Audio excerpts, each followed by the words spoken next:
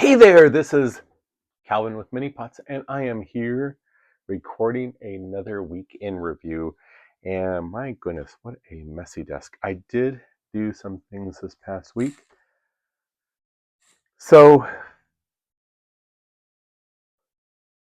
I took a plunge. There is a new game going to be coming out, and I'm doing a play test, or they're hoping it's coming out of it. And I made a warband of it for it, with the idea that I could possibly also use these in, I almost said Trench Crusade. That's not what I meant to say. The Last War. And so these are the War Games Atlantic World War I British. I did have to use a German saber. And I have to go back and fill up some spaces. Now, if anyone watching this can guide me, I just don't like this space up here behind. So I was going to do filler and sort of sculpt something. Pictures I saw, they had the backpacks. These are drawings from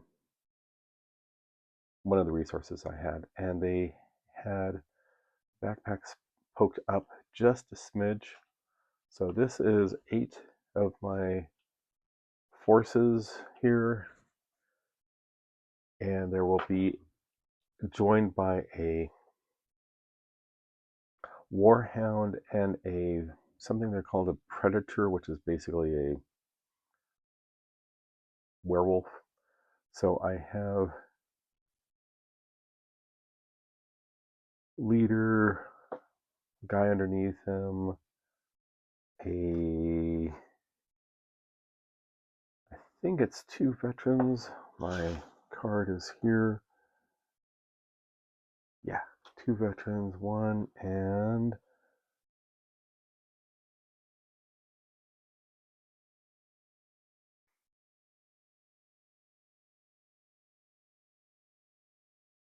I did the different helmets on them.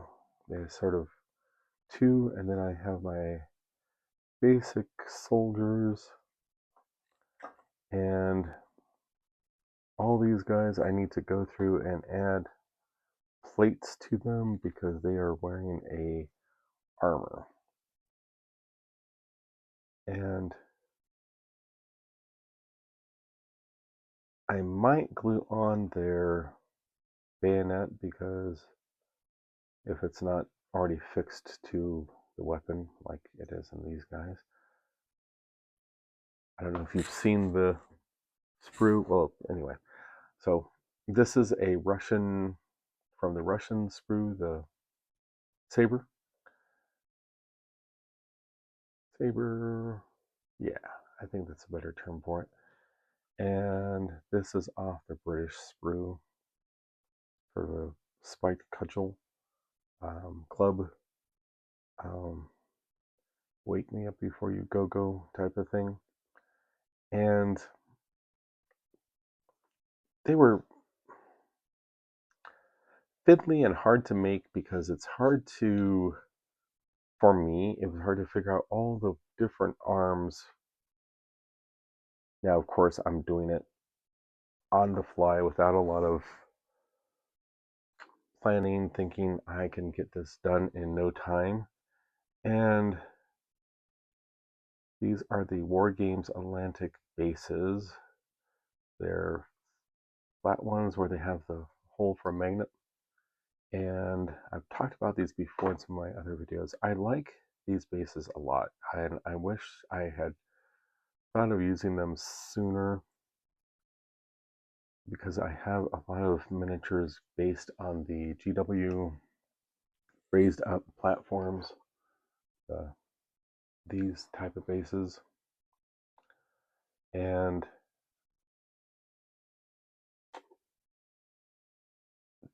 I thought that's the way they should be based. And I just, since getting these now, I've been told or watched that on some types of boards or terrain, those are better bases.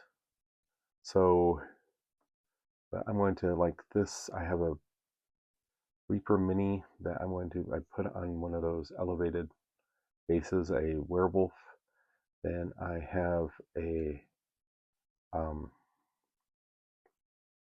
Y the Reaper Mini instead of the War Games Atlantic werewolf. It's something different, and I just thought it made more sense, and I liked it. And the Warhorse or the Warhound. Just a second, I have a little kid who's running up here to say goodnight. And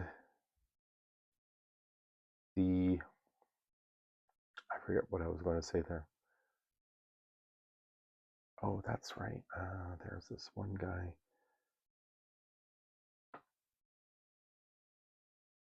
I forgot to shave that one little nibbins off in there. Oh, this makes wonderful videos, doesn't it?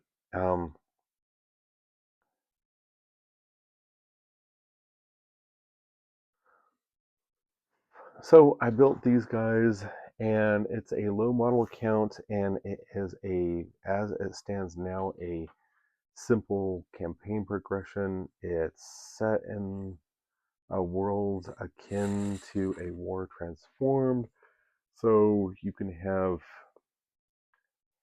fairies, witches, that type of thing, and the poison gas that litters the battlefield is different than. So my other thing I worked on, and I just did these today, I got my primates based, and I'll get a rim of black on those. And this is for Hidestone and Bone. I have all of them based, and in one of my previous videos, I talked about in drilling the hole for my mastodon, baby mastodon's tusk. I burst out the side or broke out the side, so I had to rebuild that. And I have some milliput and I have a little bit of grain stuff, but I wanted to try something different. And this is first of all, this is the model by DZ or Artisan Designs, DZ Miniatures, DZ Arcane Scenery Models, DZ. It doesn't say anything other than DZ.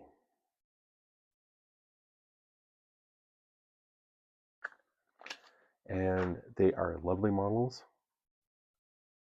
Here he looks a little bit flat, but I think getting him painted up, and I want to stick away from the little bit darker and make it a little bit brighter in coloration. And so he is ready to be primed. Then I had gotten these and shown these, and this is my mammoth corpse. And I just need to magnetize it, but he is going to be used in a upcoming scenario, Scavengers for Hidestone and Bone, with the idea that he is a newly deceased, and there's a group of lions and a group of, well, my tribesmen are trying to come and get him, but it's painted up nicely, I thought. The basic Zenithal Prime I didn't use a lot of contrast, but I concentrated it with the Banshee Brown and went up Oak Brown, and I think one step above that, then I cut into I think I then jumped to my Ready Umber. Stone needs some help around it. I have coated it in marine juice, thinking that would help out, but it didn't as much as I would like. It did on the ivories and the fur, but not anything else. So I have varnished it. I'm planning after my gameplay to do a basic oil wash and let it sit and do a wipe, and then I'll bring back some of the color back to the viscera that's spilling out and the bones that are exposed, and that will help, I think, with the stone as well. Maybe adding a green grass tuff. I almost said green tuff. Grass tuff or two might help it, since after all, that was existing and the animal probably fell over on that. And so it's been an okay week. I haven't worked on anything other than that that's new. I have still this guy to get done, and I talked about this in a previous video. I got these for my kid for Christmas. He's taken a tiny bit of interest in painting. He really short attention span, although I will say that we spent about an hour doing it. And I have some of his. I'll intersperse a couple bits of him painting.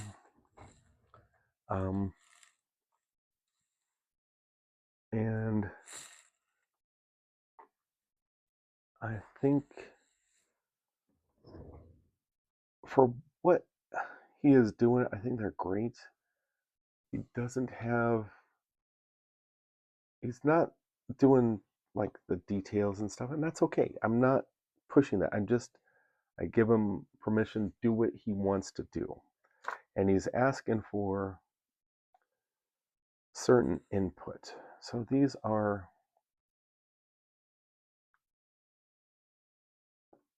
some that he's painted. The miniatures are from Battle Valor off of eBay, and they run the gamut originally from a whole different series of colors to where they are now, and they are metallic. And I think I have not varnished them. I think some of the silver that has come through, is actually paint, although he was playing with them, so it's possible that they might be.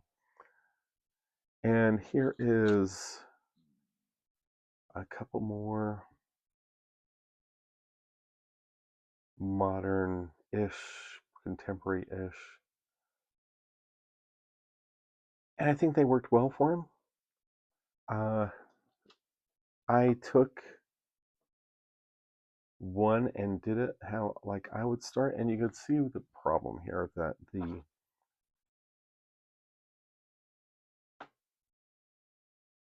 color totally saturates it, so you don't get a, so I need to do a bright dry brush is what I need to say. And I think the dry brush will help bring out some of the details of his jacket. He's holding a couple stones and his little tennis shoes, and I think that would help out a lot. I do have something else I wanted to.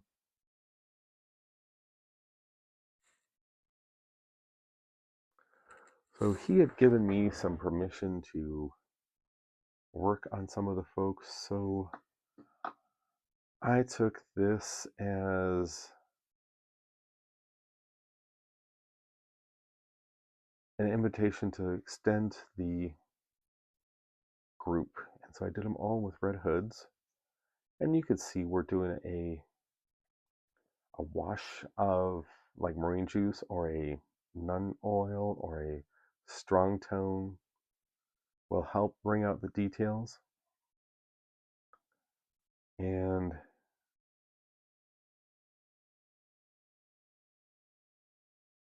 he's 9, and this is his first venture, and I think they are adequate.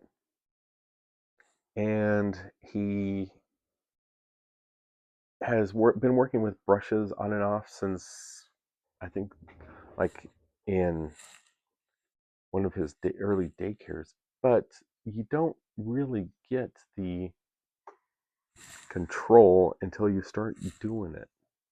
And you don't get the understanding until you start doing it. And so I was happy that he was doing this.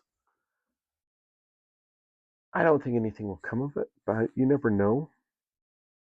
It may be something like, and so why do I say that? So I got into D&D miniatures when Citadel was the thing, and so I'm not clear on all the dates of stuff around Citadel, but I had a paladin from Citadel with a scimitar who I thought was the bomb, a big old heavy backpack, and hunched over under a big old backpack. But so this is one he painted with his own color scheme, and I didn't think it was bad. I liked it, and I think you can see where he's getting some control and the colors. Now I'm using an enamel primer, being that they're metal miniatures. And I'm thinking to start for kids, I liked it. I didn't want to go to the craft stuff because my experience with the craft paints is that they are crap. And I think that they are probably better than when I first was trying them. But that was several years ago, over 10. I thought them, and then if he sees dad using some of the same brand, the entire set was on a website for around $100. I mean, under, not on sale. Still is on that. And out of stock regularly and in stock regularly. So I know, in fact, I got these from them because I'm doing those brass, those hoplites, and I wanted to have the bronze for that. And I think they work nicely. You've seen plenty of reviews of these, and my main concern was him again feeling confident. Yeah, I've used these. Feeling confident enough to grab it off the shelf and use it, and he's done that a couple times, and it is summer, so he's got a little bit more time to do stuff, or is finding a little bit more time to do stuff. So we'll see. It's just, like you have kids or you've seen kids in the world, and you just want them to have something going on other than video or whatever else there might be.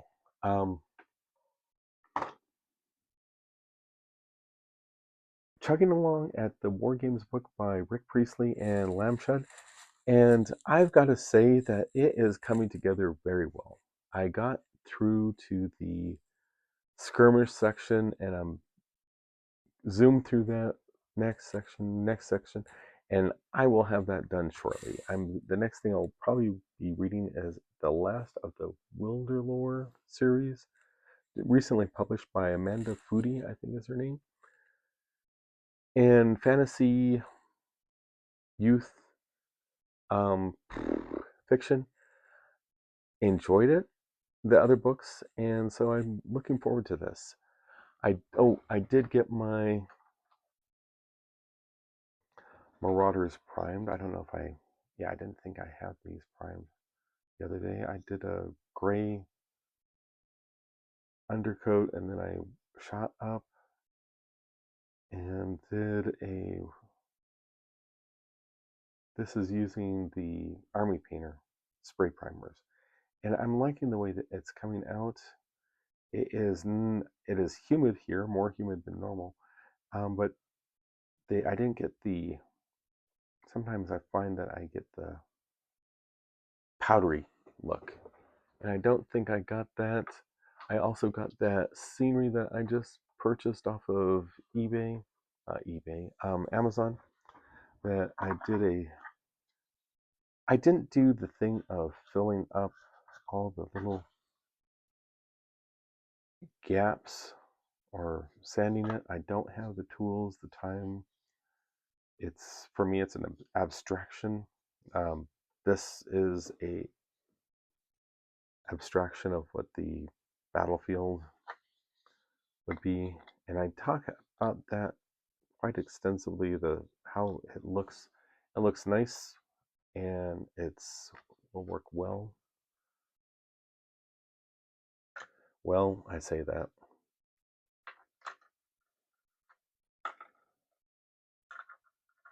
It does come with some 20mm miniatures, and maybe that's something I need to make a note of, is that this is not really 28mm size.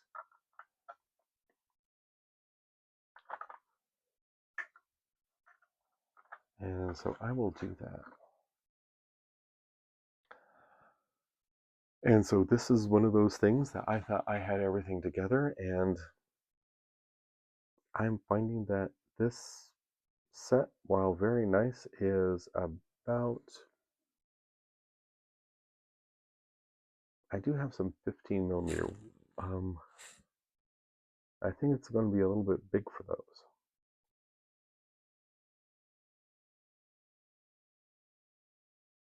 Yeah.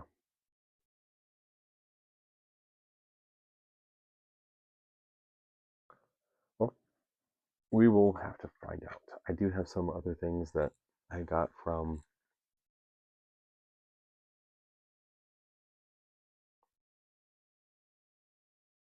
that is disappointing, but oh well. I didn't even think of, that's how silly. I just trusted that it was the right scale. And it just comes from,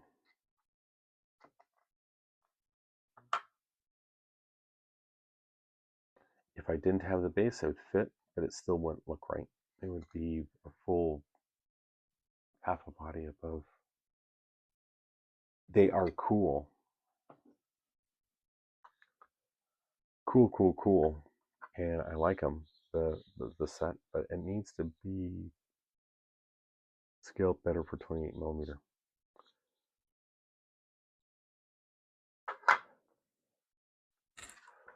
We will see.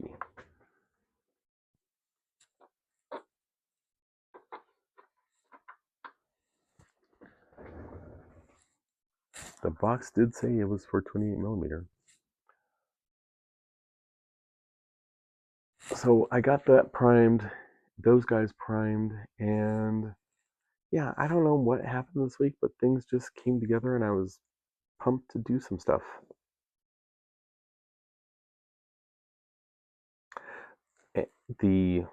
I am working on another couple videos, so we'll see. And I have some flip throughs that I want to try to get done this weekend. It's a little bit longer weekend. So for Hidestone and Bone, this is something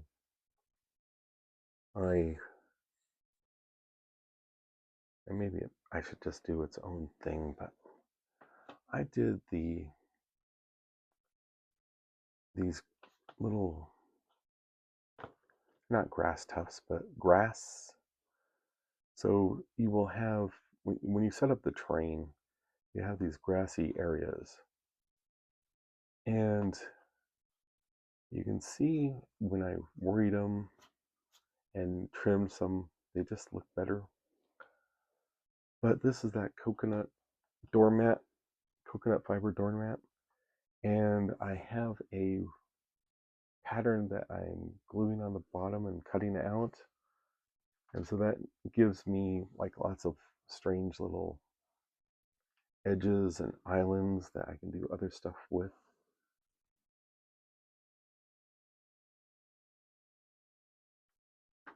But we are here.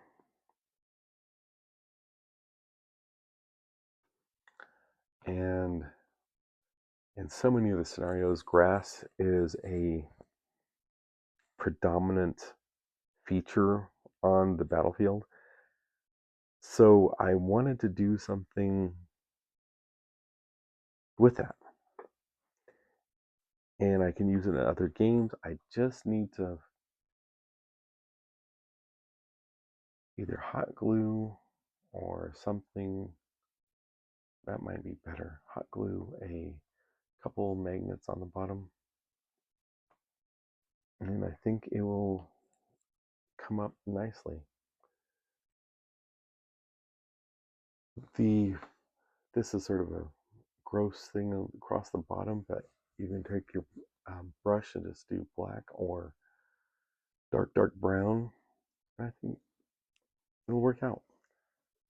So there is that. So you can see, for some reason, some sort of hobby bug hit me hard and fast, and it is approaching 30 minutes.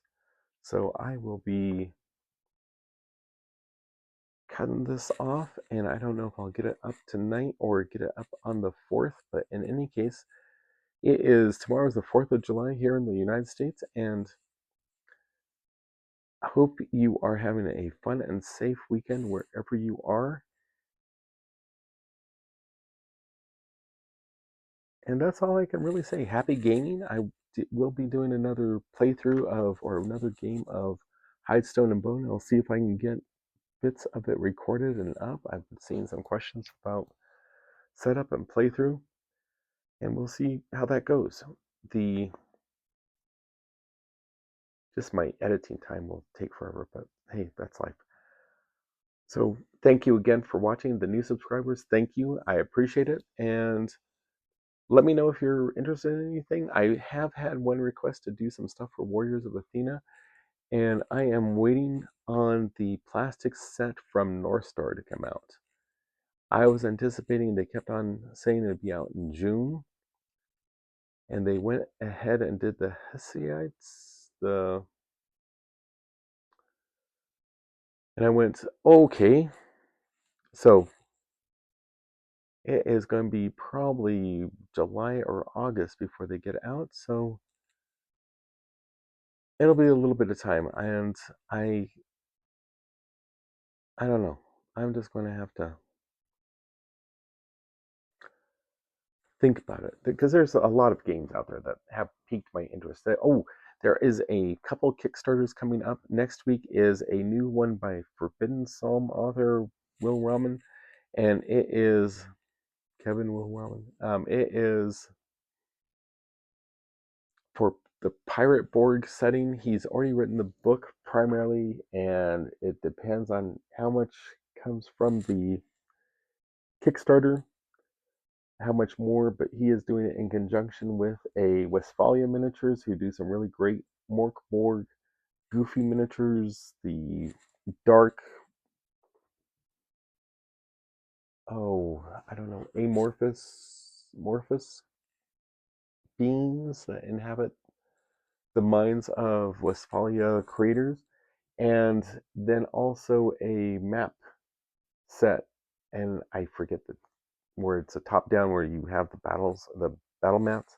So you will have ships, and you will have uh, shorelines, and you will have docks, and you will have all the cool scenes that you may want for your pirate world. That is there. There is, for tabletop scenery, a new one for, they're calling it a guard tower and or a stronghold. Two different sets. It is pricey, but they're beautiful pieces. The other thing,